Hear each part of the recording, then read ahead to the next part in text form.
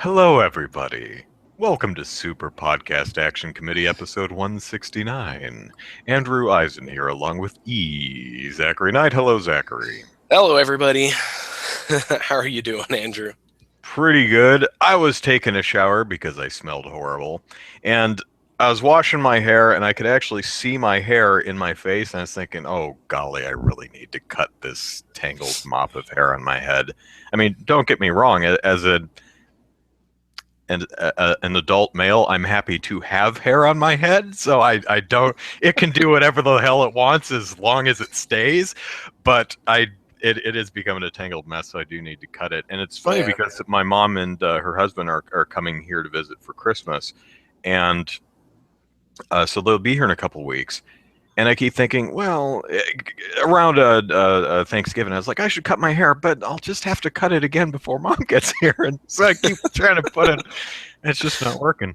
And it's like I've been trying to take my car in, but I think, okay, today I'll take my car, and I get busy at work. I'm like, nope. It's been like 6 months. Another quick story that's funny. I'm buying Christmas presents, and my sister tells me that Mom wants a perfect pedi, which is a pedicure thing. Okay. It's basically an electric sander that you use on your own flesh nice. for beauty purposes. I wouldn't touch that to my bare flesh. I'm loath to touch a razor to my bare flesh. Now, I have an excuse for this. I ran out of shaving cream, so I got I only had enough for my throat. So I go to Target to pick up the perfect pedi, and there's two of them. There's a foot pedi and there's a nail pedi, and so I pull out my phone. I'm going to text I take a picture. I text it to my sister saying, which one is it? Is it the heel? Or is it the foot or the nail? And should I get the pink or the blue one? And I look at my phone. It's got 2% battery life left. So I send the thing. Maybe I'll get an answer here. So I buy the rest of my stuff, and I don't hear from her. So I walk out, and I had parked over by Home Depot because I bought a new plunger, which is maybe a 3-minute walk all the way on the other side of the mall parking lot. Walk all the way to my car. Bing. Look at my phone. She goes, the heel and the pink. I'm like, okay. I turn around, walk all. I could have driven, I suppose, but walk all the way back by it. And so maybe not that funny of a story, but. And later she says, how come you didn't respond? I said, because my phone ran out of juice. I did get your message, though. And, Mom, don't watch the podcast because I just spoiled it. She doesn't watch the podcast. She doesn't have the bandwidth to watch the podcast. She can't watch the podcast. So it's like, Andrew, all the videos you do, what would your mother think? I don't know. She has crappy internet, so she probably doesn't watch anything I do. Yeah. But worst thing ever just happened this afternoon in Metal Gear Solid 5, The Phantom Menace. The Phantom Pain, sorry. Phantom Menace. The Phantom Pain. I think you're a little too excited for Star Wars there. Well, I just found out that the 5 or 6 trailers that are attached to Star Wars: A New Awakened, Force Awakens. Yeah. I was going to New Awakening, and none of them are the trailer for the new Ghostbusters film. So I'm very sad. Anyway, I'm playing The Phantom Pain, and as I mentioned last week, it's a wonderful game. It's such a wonderful game. It's got so much great stuff in it that even a negative Nelly like myself kind of overlooks the bad stuff and focuses on the good, like the Fulton extraction device, which is one of my favorite items in video games ever. I love this. I'm playing this game almost like Thief rather than Metal Gear Solid because I just keep stealing everyone's stuff. I break into their encampments. I steal all of their supplies. I steal all their big cargo containers, all of their gun emplacements, all of their vehicles, and all of their soldiers. It's so much fun. Nice. But the story happens, and is this going to be a spoiler? Well, the game's 2 months old. Who cares? So, sickness breaks out at Mother Base, your home base. And it says, we've thrown about 8 people in quarantine that are sick, and we need to figure out what the commonality between all these people. It's up to you, big boss. I'm like, all right. So I go into the staff list and I stare at the 8 people in quarantine, and I notice, well, I won't spoil this, but I notice the single commonality between all 8 of them. I'm like, aha. So I need to quarantine all of the people with this thing. I have 800 people or 700 people in Mother Base. There is no way to sort them by this one thing. So I had to spend 20 minutes, half an hour, whatever, single-handed going one by one and marking every single person with this one thing to throw them into quarantine. I'm like, this is bad design. Bad design. I mean, if you were able to like find the commonality, here it is. Okay, we'll go grab all these people and throw them in quarantine. Or even if there was at least a way to sort by that one thing, because you can actually sort by other things, it doesn't really work that well. But man, I guess to be fair, you don't have to do that. I would imagine that in the play through the next few missions and you'll find the miracle cure. And if you just you want to lessen the impact of people getting sick and dying, throw these people in a quarantine. But bad. So Proto Man asks how Metal Gear Solid 5 is, by the way, and I really like it, even though I'm playing it for work, and I have to play it, which that's a good way to suck all the fun out of a game. Make you play it. I have to play this game. But luckily, it is a lot of fun. It's really a great game. It's got a bunch of really bad elements. I put on Twitter sometime this week that it feels some of the cutscenes, which are not as lengthy or intrusive or numerous as previous games, nevertheless, they feel like the dialogue was. They'd write the script for the every other line was written by a different writer who did not speak with any of the other writers. For example, there's you're contracted to go kill these people, and you go to kill these people, and you find out that it's children, and they're like, "Oh, we're supposed to kill them. But we can't kill them, can we? They're kids. No, it's a video game. We can't do that." And Big Boss goes, da da da da da da da, and you're like, what? And he shoots above them, and the character says, "Okay, well that will do." I'm like, what? We got it on video. I'm like, you got what on video? You got nothing on video. What are you talking about? And they keep going back and forth on whether they're killers or good guys or bad guys, or we'll harm kids or we won't harm kids, or, well, we should kill them because that's a contract. No, we can't. Like, make up your damn minds, because it's coming. It's like a single character will. I'm butchering this, but a single character will like completely change his point of view and motivation line to line. It's really, really weird. But the game is fun because of the Fulton extraction device, which is essentially tying a balloon to things and floating them away. People, guns, gun emplacements like mortars and things, jeeps, tanks, trucks, huge cargo containers, people, animals. You can Fulton out donkeys and hyenas and wolves and bears and all kinds of. Like a bear, I have this beanbag gun, and I knock this bear stupid, and he's sitting there stunned. I tie a balloon to him and float him out into the upper atmosphere. It's great. Yeah, that's kind of funny because I don't know if you've ever seen Gotham. It's the Batman before Batman. I haven't actually watched any of it, but I've read about him. Yeah. One of the early episodes in the first season, there's a guy they termed Balloon Man, and that's basically what he does. Is he goes around, he hooks people up to weather balloons and launches them up into the atmosphere, and eventually, they get up there, they freeze to death, of course, and then eventually the balloons run out of helium and they come crashing down to the ground. It was an interesting episode. That whole show is weird. I stopped watching it after the first season.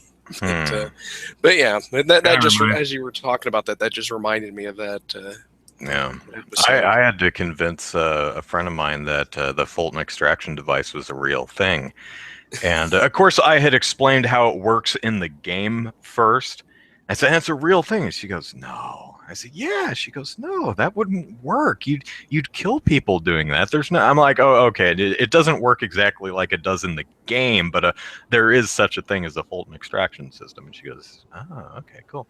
So, so we have no poll this week because I was busy and I couldn't really think of anything. The one thought I had was boring, so no poll. Yeah. Instead, Matthew asked our thoughts on a few different things. So the first thing he asked about was the recent Nintendo patents that have come up. And as you point out, Matthew, I believe you're right. It was NeoGAF who found them, not Games Press. But the first patent is for a screen that is an irregular shape. That's not a square, but so you can like cut a hole in the middle of the screen and stick a thumbstick. So Yeah. hang on. So the surface area, the whole surface area of this would be the actual screen. And you'd have screen under your thumb and around here and all that. And my screen is going because I have Metal Gear Solid paused right there. And people are saying, "Oh, is this going to be the controller for the NX? Is this going to be a new handheld device?" No, I hope not. Probably. Yeah, I actually hope not, unless they're doing something entirely different. Because you might think, "Aren't my thumbs in the way?" And yes, well, but the way they describe it, because I was reading through the Ars Technica article, and the way they describe how it would work, it seems like, because it has two analog sticks, and they're almost flush with the screen. So all you have to do is slide your thumb off the stick, tap the screen, and put your thumb back on the stick. But I'm looking at this, and I'm like, I can't get behind the idea of it, because it just touch screen controls are not good for gaming. I'm sorry, or at least not generally. They're good for some kind of game, some games, but not platformers, not 3D. They're not great for action controls. Yeah, action buttons, like a jump button or things like that. Yeah, but I was looking at this. Let's see, where was I? But Protoman Dan points out that companies, I think we said this before we started recording, but companies file patents like this all the time. I don't think it's anything to worry about. Yeah, this strikes me as one of those Nintendo's just playing around with stuff and experimenting. Yeah, and that's they've patented a lot of stuff, and there's, I don't know how many patents they hold, but it's probably in the couple of thousands, and only a fraction of those have actually been used in any of their consoles. But they do. But Ars Technica does point out that Nintendo has a deal with who is it? I'm trying to find the company name. Oh, the screen maker. Yeah, the screen maker. Was it Panasonic? It wasn't Sony, was it? Sharp. Yeah, it says, for one, late last year, Japan Times reported that Nintendo would be the first customer for Sharp's freeform display technology, which is basically the ability to make non-rectangular screens and screens with cutouts in them. And so, that itself kind of points to they're probably going to use this in some way, but I have a hard time thinking they're going to use it for primary input. Yeah. Now, on the other hand, you look at the Wii U gamepad and you have a square screen in the center. So you kind of have to, if you want to tap something while you're gaming, you do have to look down and see where you're going. And you can only really reach about a quarter of the side. You're missing about 50% of the screen unless you're taking your hand off one side or the other. So having the ability to make a screen that's not square could make the screen a lot more accessible. Yeah. maybe make the have another tablet controller, but less just complete rectangle and more ergonomic. And because some people really do not like this controller, and it seems to be it's too big or it's just not comfortable. Personally, I guess I have larger hands, but I find it really comfortable to hold my hands this far apart. But yeah, because I'm kind of the same way. I play on the PlayStation, and my hands start getting a little cramped, and my shoulders too. And if I'm playing too long, the Xbox or the 360 controller is not as bad. But I do enjoy playing on the Wii because I can separate my hands. And that's and one thing that was really nice about the Wii is you okay. Pretend this is the Pro controller, but pretend it's the nunchuck. You could, lay your hands down by your sides. You could cross them in front of you. You could rest them. I don't know why you do that, but you can you can play like this. You can play like this. Plays like this. Yeah. So. It was very freeing. I still don't like this thing, and I'm charging the batteries over there, but I still don't really like this as a primary controller because it's too limiting. I do like the pointer, though. The pointer was very cool, and that's not the feature that they kept. Oh, well. Yeah, but the pointers was a great thing. It's sorely underused, too. I think, if anything, we might see... I don't think what we'll see is a controller that's literally the image in the patent come to life. I think it's more along the lines of images are.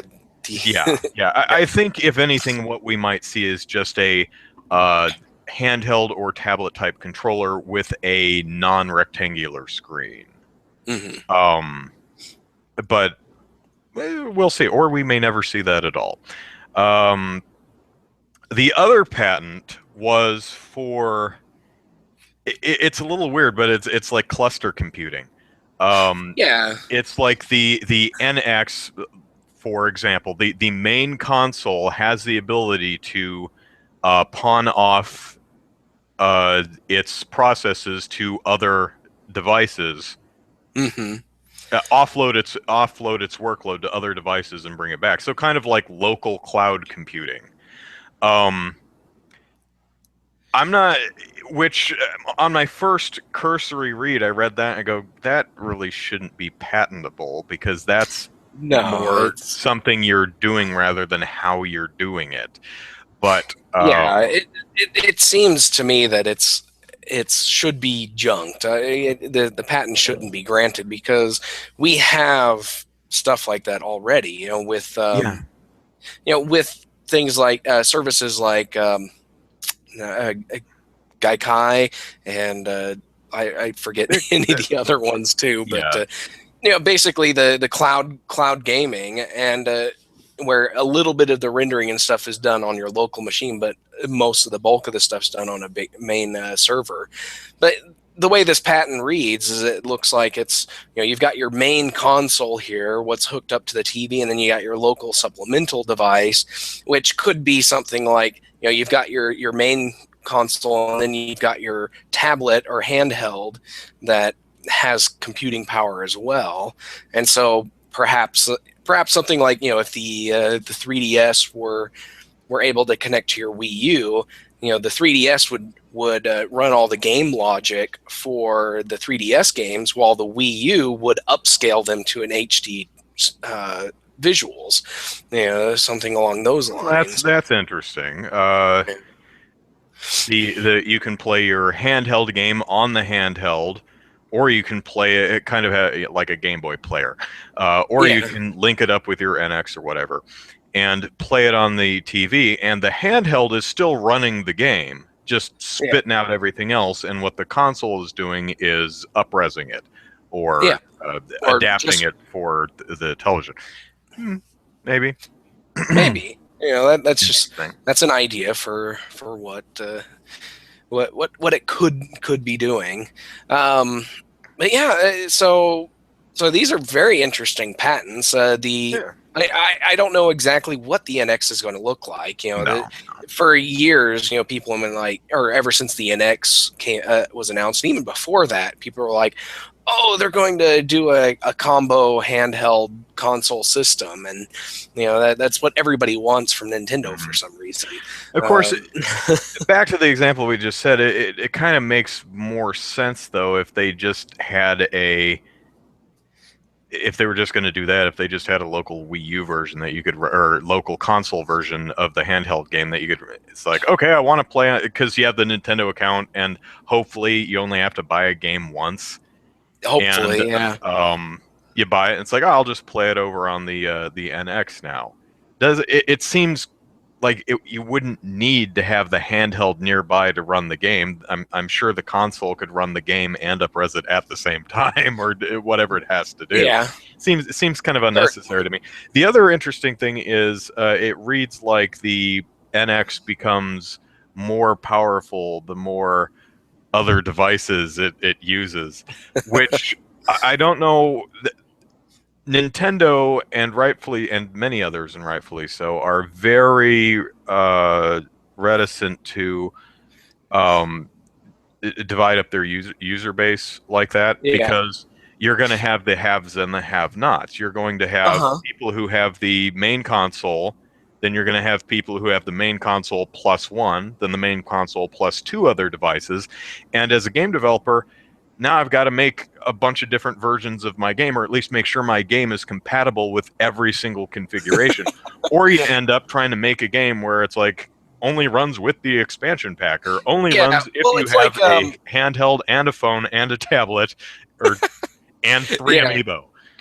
Yeah, but it's like the Sega Genesis. You had your Sega Genesis, then you had the 32X add-on, and you had the CD drive add-on, or the Sega CD, and a couple other things. And it's like, the 32X would have been awesome if everybody used it, but there was only a handful of games that used the 32X. Yeah, now ignoring latency for a moment, Matthew points out something, that this may be just a sneaky way to keep up with the Joneses, because Nintendo should be releasing the NX in the middle of the PS4, Xbox One generation. So what are they going to do? Just have the NX out for 2.5, 3 years and then come out with another console? No, what they may do is come out with an NX that maybe competes on the same level from a technology standpoint as the PS4 and Xbox One. And then when the next generation, the PS5 and the Xbox 3 comes out, they just release another piece of hardware that you just set on top of or near that beefs or it just up. Plugs into a port, like the Game Boy Player on the GameCube. They had the port underneath that you snap the Game Boy Player into.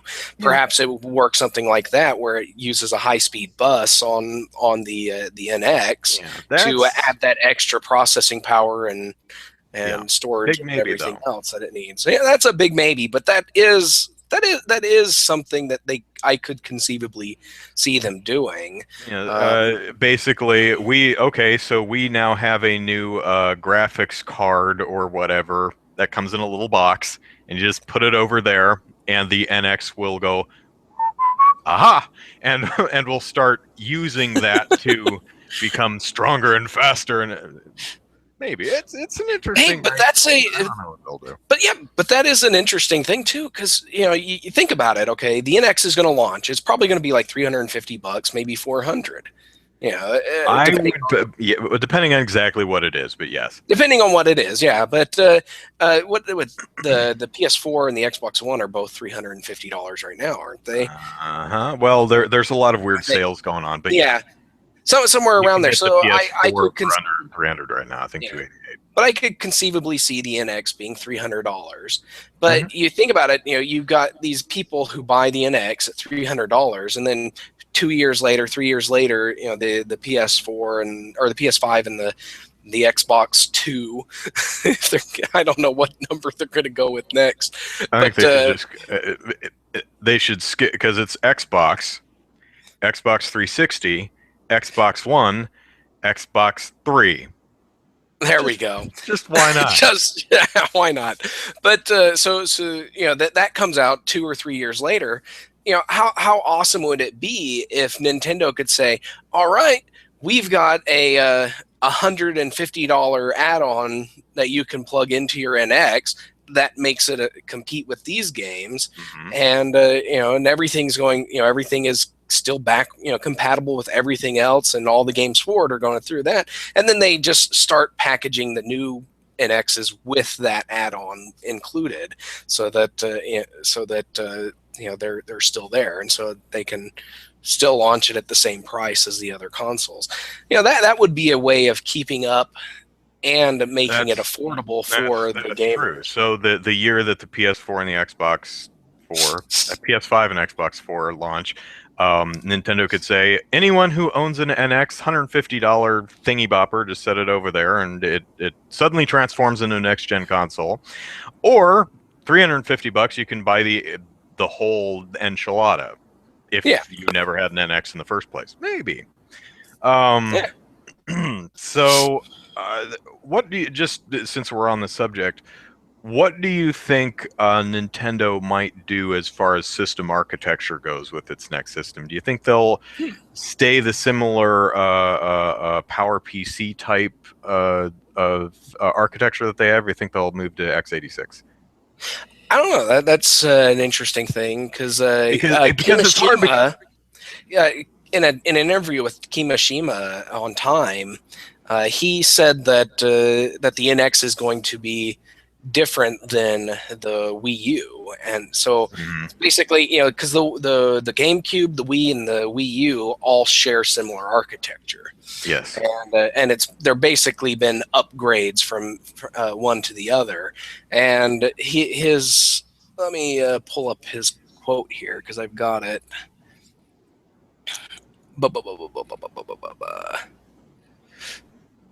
There's so many things in this article. It's awesome. You should read it on Time. Yeah, Reggie was interviewed this week. Yeah, he says, that being said, I can assure you we're not building the next version of Wii or Wii U. It's something unique and different. It's something where we have to move away from those platforms in order to make something that will appeal to our customer base. And if that's true, I could see them moving away from the PowerPC architecture and into x86, especially if they want to appeal to third-party developers, because they're already working with x86 architecture with the PS4 and the Xbox One and the PC. So it would greatly enhance the ability for ports to come over. However, that would greatly complicate backwards compatibility, which is also something that I think would be really important to continue to have with the NX. Not impossible, mind you, but that's a tough call. Personally, I would, because you want to be able to launch the NX and say Smash Brothers, Super Mario Maker, all these Splatoon, all these awesome games that most of you probably didn't play because no one bought the Wii U. Hey, you can play them right on you own the disc, it'll play it. Here's what I'm hoping for is I'm hoping for the Nintendo Direct or the E3 presentation where the Kimishima or whoever gets out on stage and says any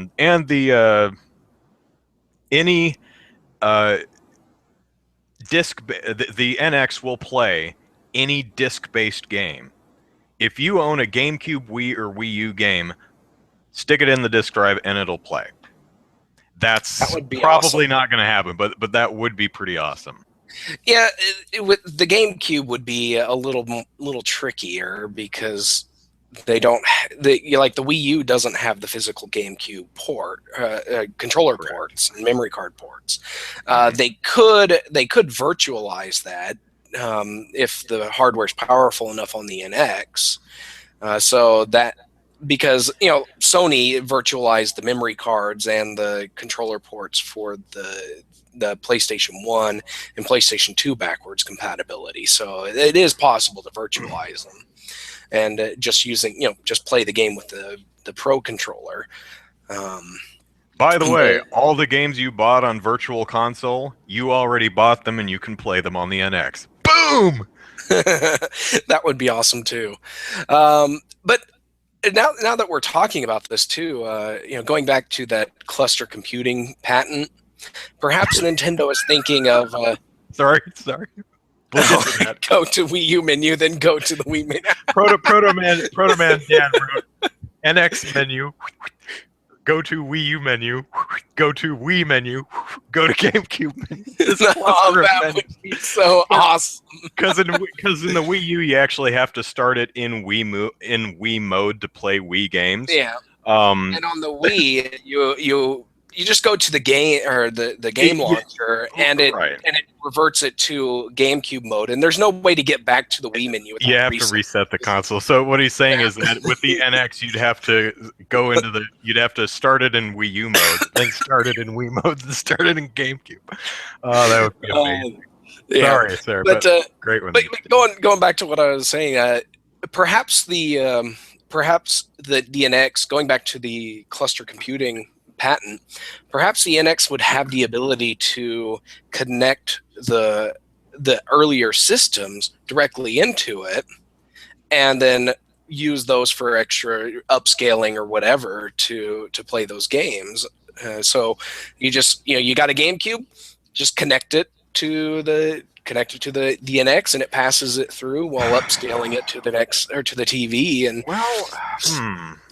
well, the GameCube does have some expansion ports on the bottom that were unused, so maybe it could use that because it certainly is. It's not Bluetooth enabled or anything. No, but the Wii has a USB the Wii port, and the Wii are, so. and the Wii U have the USB ports too. So even if it is just USB, Bluetooth, but yeah. Yeah, but it's like connect the USB port, connect the HDMI cable to the NX, and just play it like that. Or well, I guess the Wii and the GameCube don't have HDMI, but they both have composite. Yeah, but maybe they have a little thing to connect the component. I mean, yeah. But as Dan points out, aside from upscaling and Wii or NX specific features, if you have the console sitting there, you may as well just use the damn console. Although I guess at least that would be helpful for people who don't have an infinite number of inputs on the back of their TV or ran out of places in their switcher box. Yeah. That's true. Your NX hooks up to your TV and everything else hooks up to the NX. Yeah, it'd be like a big Sony surround sound system that has all the million different inputs for all your devices. Yeah, but I doubt any of this is actually going to happen. But it'd be funny if it did. So the last thing that Matthew asked was what we think of Rare Replay showing up on the Wii U. Someone asked Microsoft Studios, can we get Rare Replay? Because Microsoft was tweeting out about Minecraft on the Wii U. So they said, can we get Rare Replay too? And Microsoft tweeted, suggest it to the great folks at Rare. So apparently it's in Rare's court. But it's interesting because we've heard Microsoft say, yeah, if Nintendo wants to advertise our stuff by putting Banjo-Kazooie and Smash Brothers, that would be sweet. Hey, they did it for Square Enix and Final Fantasy VII HD. I still say Final Fantasy VII Remake's going to be a launch title for the NX or whenever, because it actually, unless they're making the game in order, which they might be because it's episodic, which is kind of weird, but it looks like at least episode 1 might be ready by next fall. That was surprisingly far along looking. Yeah, those are all opening areas of Final Fantasy. The first chunk of Final Fantasy VII, if I'm remembering correctly. But still, what was I saying? Oh, Rare Replay. So. I have no doubt that Rare Replay, like pretty much every Xbox One exclusive, will end up on the PC. That would be nice. There's some great games in there. Oh yeah. Blast Core, man. Blast Core is awesome. Wii U, sure. I don't. Probably not going to happen, but I'd love to see it. I don't know if I'd buy Rare Replay. I have to look at the list and see, because I actually own most of those games. Uh, Not all of them. There's some that were never made of it. Some like arcade games and stuff, and some old Spectrum games that never had a ZX Spectrum. But I own most of those games. So, but I never did play a couple of when they switched to Xbox. So I never played Cameo Elements of Power all the way through. I played the beginning of the game because it was at a Walmart demo or something. I haven't played Grab by the Ghoulies, although I heard it was terrible. I haven't played Viva Pinata. I haven't played the Banjo-Kazooie Nuts and Bolts, even though that looks like not the Banjo game I want to play. I hear from a lot of people who like the game, they're like, understand this is not Banjo-Kazooie. If you love Banjo 1 and 2 and you're looking for Banjo 3, this is not that game. Get over that hurdle and you may still like it. But yeah, I would absolutely welcome Rare Replay on Wii U. I don't know because I was thinking about Wii U next year. Ooh, I just got a external storage medium for my Wii U, so now I can play Xenoblade and Fatal Frame, but not till after Christmas, because they're on my Christmas wish list, and people get pissed off when I buy things for myself before Christmas. So we'll see if I get those for Christmas. If they don't, I'll pick them up at some point. But it's only 120 gig storage, but I figure 120 gigs will I think the Wii U probably only has a year left before the NX comes out, and I think 120 gigs will be fine because I buy everything when it's available. I buy it on physical media. And what do we have next year? We have probably Lego Avengers, which I'll get. We have Zelda Wii U. We have Shin Megami Tensei Cross Fire Emblem, which looks really cool. Probably another Lego game in there somewhere if we know Traveler's Tales. Probably even another Lego game. But yeah, I don't see me. Speaking of Lego games, have you played the Jurassic World one yet? I have not. It is on my Christmas wish list, though. Okay. Yeah, I saw that one at the store the other day, and I was like, "Huh." I knew they had it, but yeah, it's dropped to about $30. So I'll definitely pick it up if I don't get it for Christmas. Yeah. So yeah, I don't know. Dan says Fatal Frame is around 15. Yeah, it's 15 gigs.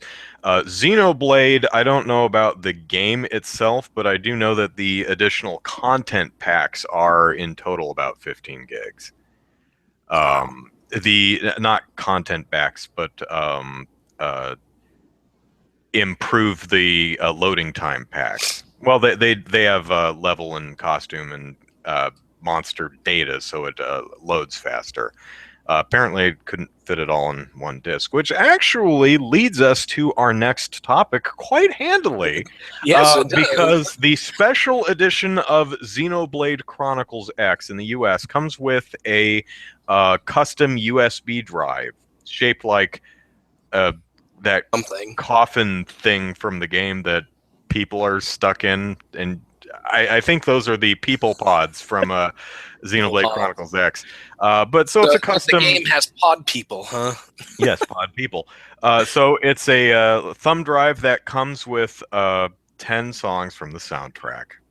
Aw, which apparently thanks, apparently the Japanese version comes with like 40. Yeah, I know. It's like, son of a motherfucker, just a special edition. You can put the whole damn soundtrack on there. Come on, 10 songs? Yeah, and it probably comes down to licensing issues. You know, they've got the license rights to distribute the music on its own in Japan, but they couldn't secure them in the U.S. These were the 10 songs we managed to get. It's probably that, but anyway. So the USB actually comes with a nasty little bit of DRM.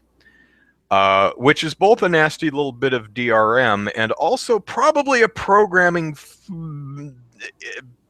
mistake. Here's what happened. Well, you never to attribute to stupidity what could perfectly reasonably be considered malice. You know, turn that one, okay? Yeah, let's turn that one around. So what happens is you plug in the thumb drive into your computer. and the DRM will tell your PC to hide your Y drive, which is apparently what it's locked into coming up as, is your Y drive.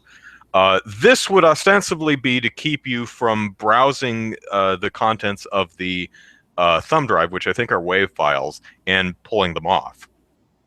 Okay, I get that. Here's the problem. When you pull the thumb drive back out, it doesn't release the Y drive. So when you put your thumb drive in your PC, bye-bye Y drive. Now, if you know what you're doing, it's fairly easy to get back. It's not much more complicated than changing a registry entry. Like, bro, do you even regedit? But most people aren't going to figure that out without going online. So my question to you is, I can understand where the DRM comes from. Okay, we're just going to hide the drive letter so that people can't actually navigate to this to the thumb drive and play with the files on it. I see what they were going for there, but do you think not reinstating the Y drive was intentional, or do you think that was a mistake?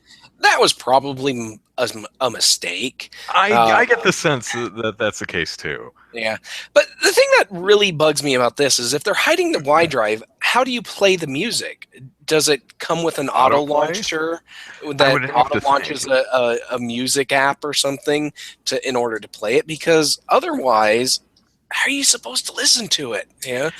Yeah, I would guess it has an autoplay file on it.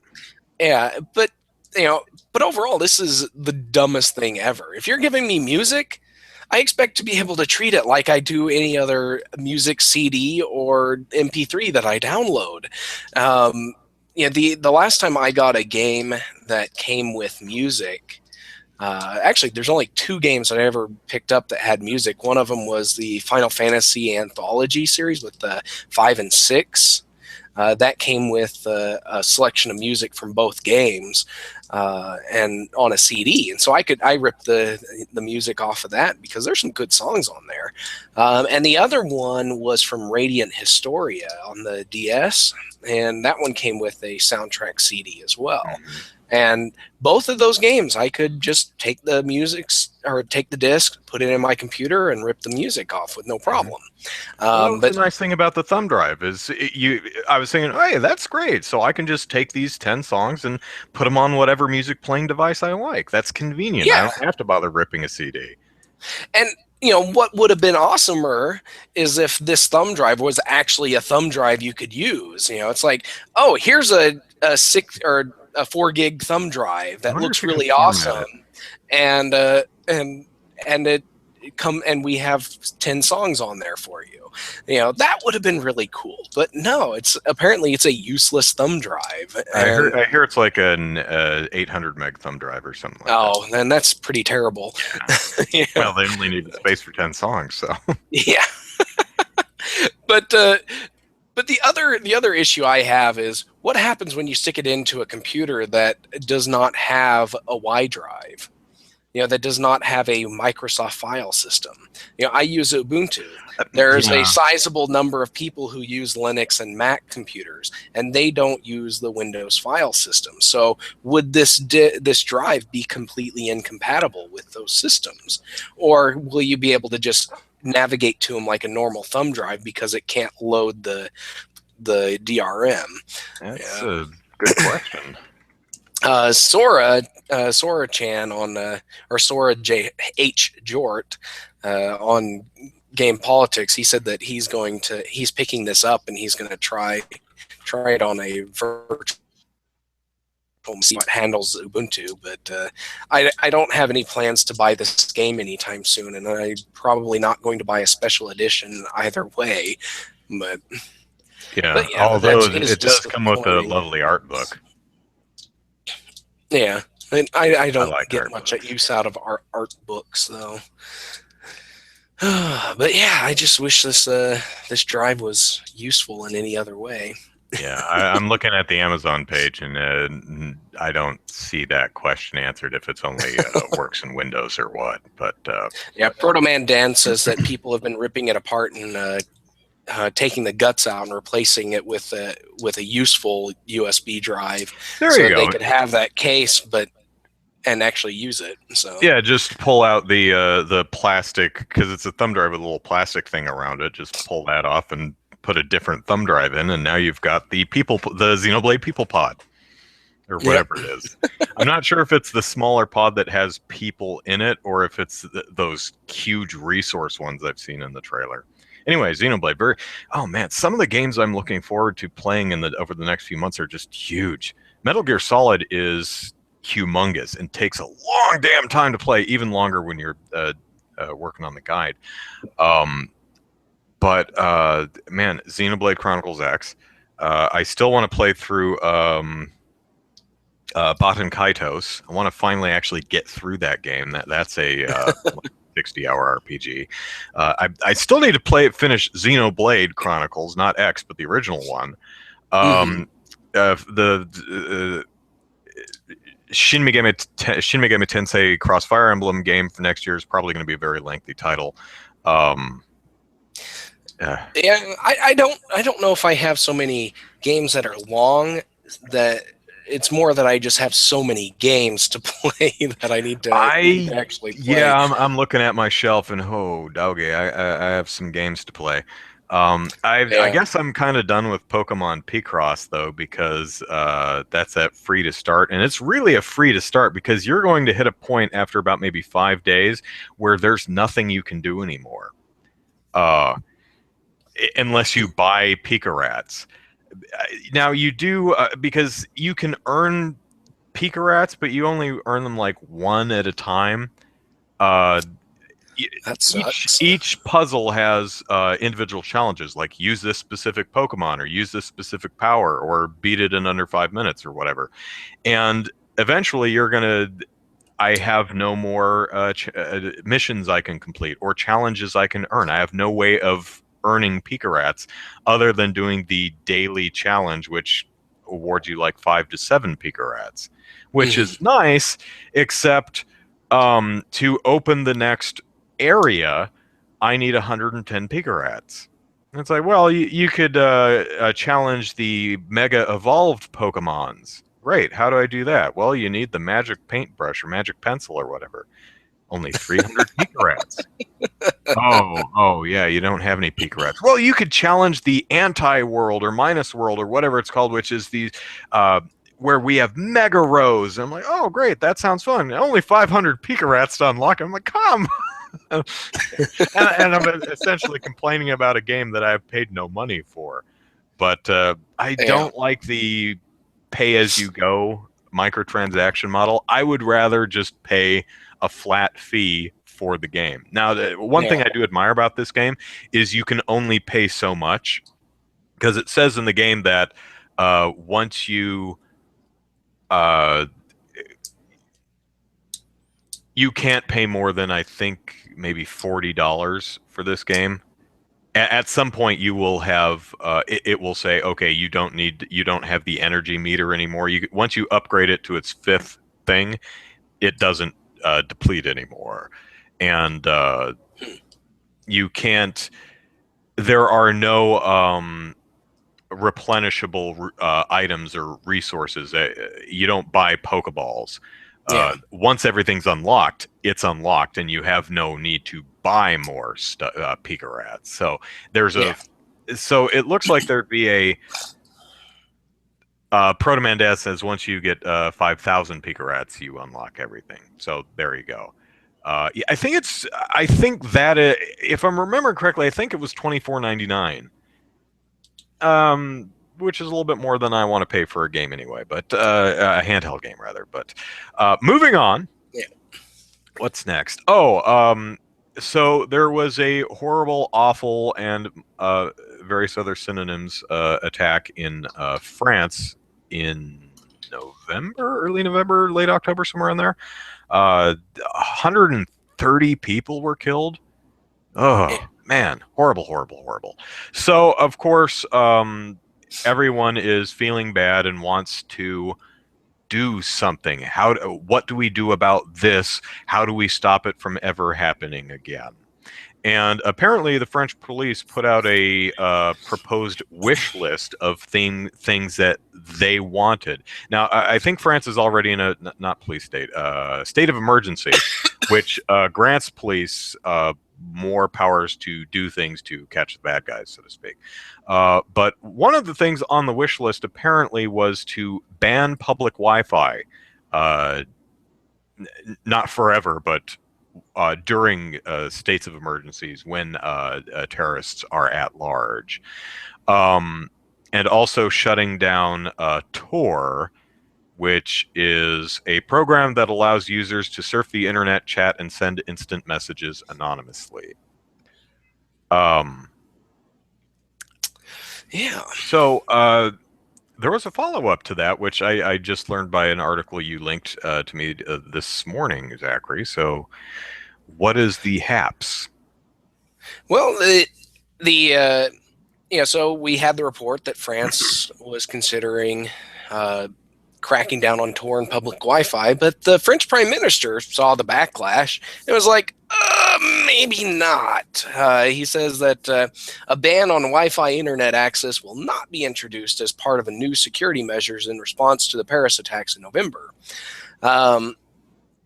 And then later on, he says that the Prime Minister denied any knowledge of such police requests, adding that internet is freedom, is an extraordinary means of communication between people. It is a benefit to the economy. But he doesn't mention anything about Tor or other anonymizing services out there. So whether he just lumped the whole thing together under Wi-Fi or just was okay with the Tor block, but not the other stuff. When I read it, I got the sense that he heard the outcry and backlash before he actually saw the itemized wish list. Yeah, that could be it too. So it's like, what the hell are you people talking about? No, we're not banning Wi-Fi. Wait, what's this? Oh, okay, never mind. We are. No.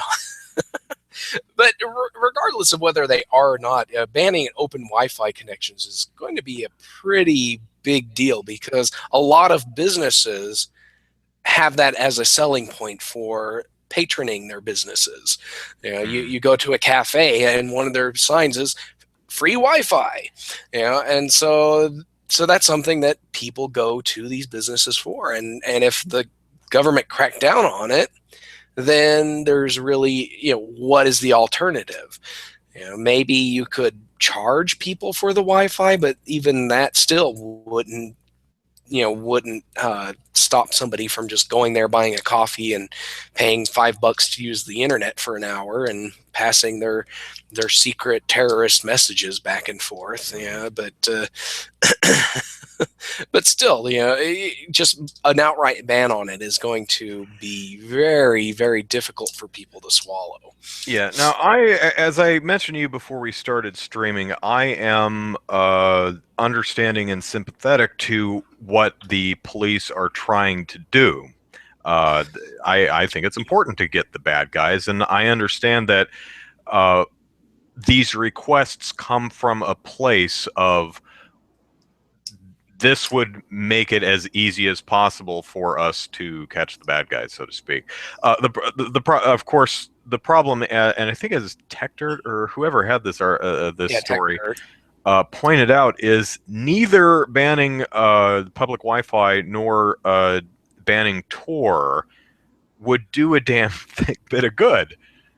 No, it won't, because reports came out after the Paris attacks that the terrorists weren't using anything like that. They were using open communication tools, normal email, normal IMing, instant messaging. They were using that kind of stuff to communicate. They weren't using Tor. They weren't using anonymous IRC chats, things like that. They were just acting like normal people. And so why hurt normal people if and to stop terrorists? It doesn't make sense. It's the same kind of arguments here in the U.S. where we have the government, the NSA, and the Department of Defense saying we need backdoors into all the encryption you have, and complaining about Apple including encryption by default in the new iPhones. That kind of stuff is really stupid, because encryption is a good thing. It's what prevents bad guys from raiding your bank account when you bank online. It's what prevents bad guys from hijacking your Newegg order. Encryption is good. Putting in holes into the encryption is very bad. But that's just what they want you to do. Bad guys are like, yeah, put in backdoors so I can exploit them. Yeah. So we're coming up on the hour, so let's get to our last topic here, which is doozy. And that is, let me pull up the quote because it's actually funny. The former FCC commissioner didn't quite Godwin, but came pretty close in talking about the current net neutrality fight that we have here in the country. Here's the quote. In an America with network neutrality rules, purveyors of indecent material and groups such as ISIS have a right to enter American homes through the internet, and consumers lack the corollary right to have their broadband providers kick them out.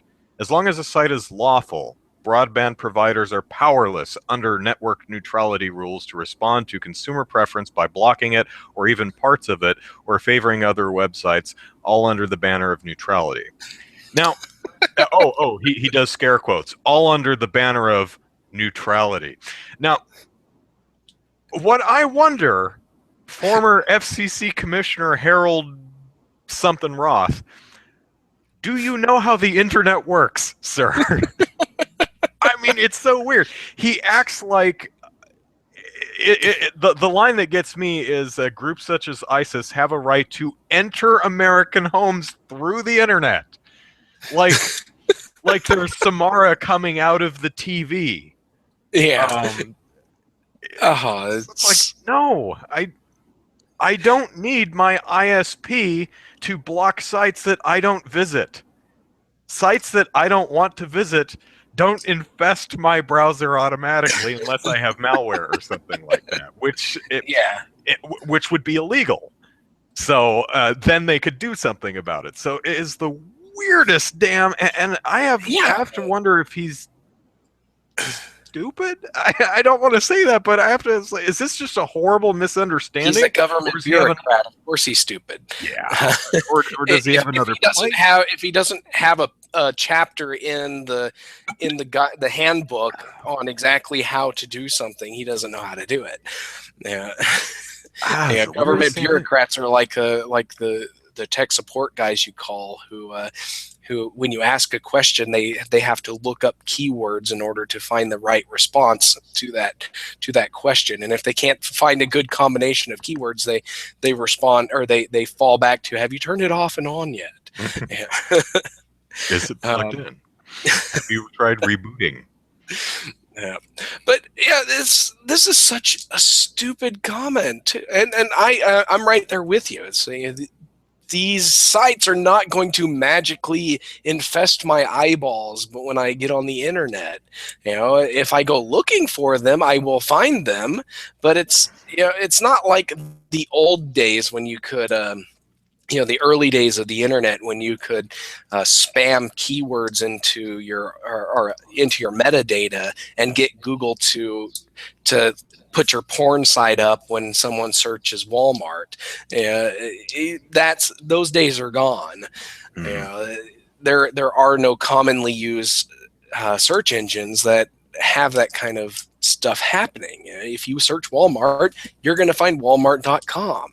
You're not going to find ISIS posing as Walmart. That's just not going to happen. I'm sorry. And saying that net neutrality is bad because of that just is the dumbest thing ever. I know. Let me pull up the article. Someone had a funny comment. Infofile said, "Today I learned that not allowing censorship is exactly the same as censorship." The more you know. Mr. Lemming says, "Yay, the old if my side doesn't win the argument, the terrorists win." Yeah. Oh, this is fun. You don't want the terrorists to win, do you? Remember, every time you smoke a joint, you're helping terrorists. I think that's heroin, but yeah. Do you smoke heroin, or is that the one you inject? Or yeah, I think it's you inject it, but I don't know if you can take it any other way. But I don't know. I'm going to go get my heroin suppository. There you go. Honey, I need help. Oh, man. We're terrible. Yes, and I think that's heroin suppositories is exactly where we want to leave the show. In fact, that's going to be the title of this show. Super Podcast Action Committee, episode 169, Heroin Suppository. Genius. So let us plug our stuff. Get out of here. Andrew Eisen here, Eisen is how you spell the last name, which you will want to know if you want to find my goofy YouTube. Oh, my hair's sticking up. If you want to find my goofy YouTube videos, type it into YouTube, you'll find them. Currently, I am uploading all the footage from the Extra Life charity event, which I did in early November, and had a late donation, so now earned raised $426 for the Rady Children's Hospital here in San Diego. So, yay! Currently, PN03 are the videos that are going up right now, an old GameCube game.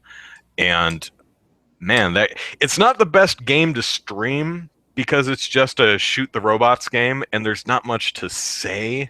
So it's maybe not the most entertaining game to watch if you're in it for the Let's Player's personality, because I kind of just sat there, and I was also playing it at 2 a.m. where almost no one was watching.